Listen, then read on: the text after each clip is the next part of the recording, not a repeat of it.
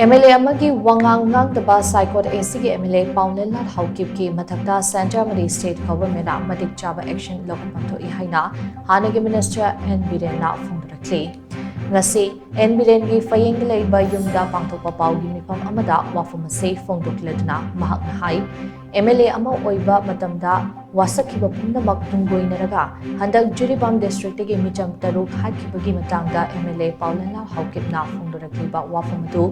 mathau masak khangdabagi chap chaba khudamni state asida leiriba miyam amadi apunbagi mayokta wangang liba MLA Paoleinlal Haokip ki Mathakta Leingak na karamba action logadage haibadu miyamda khangingedabani maramti nupi angangda laman khumba haibase malemgi mapam amatada chatnadaba thawni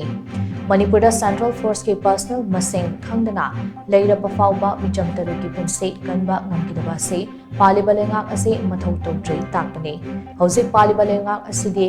matam chana thabak amata pakhatpa ngamdre Manipuri CAPF ke ahenba company kharaga amuk thajilaktuna punna CAPF ke company ase chani marifuni pan suragani hari makoi sing ase kana ngaknaba thajilaklibano habise hangningai oi hauzik leiriba CAPF ke company sing ase sizinaraga hauzik relief camp ta changjafam lauriba inmate sing mayum da hanjil handna makoi oina ngak sel hanbana achumba khongthang oigani amaromda hauzik ase lorok pantha oiba maramna chingyaga tainaba loukhapham singda kuki khulai paiba singna tantana attack chatharakli maramaduna lomi miyamda akitu zungba poktanaba amade lorok pantha sida ningthina mathau pangthopa ngamnaba Leingak na Matik Chaba security pigadabani maru oina Bishnupur Imphal East amsong Imphal West district ke mafam singda security piduna lomi sing mapung fana thabak suba ngamhangadabani haina Biren na makatana phongdokhi Saikot honorable MLA mana mangna haiki haukiba ngasi nongni sin mamangda honorable MLA habisidi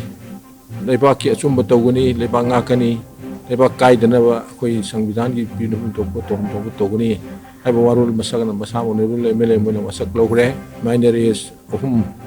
amadi nupi ohum yauna phagaba rescue tawbanga mohdo mohe do hatuk phire matungda ilai laina honorable MLA amo oina mahakna hair kari hair kebu as a revenge tawbani Matik Chaba ni haidana haidor ko pam masidi yam ikai ni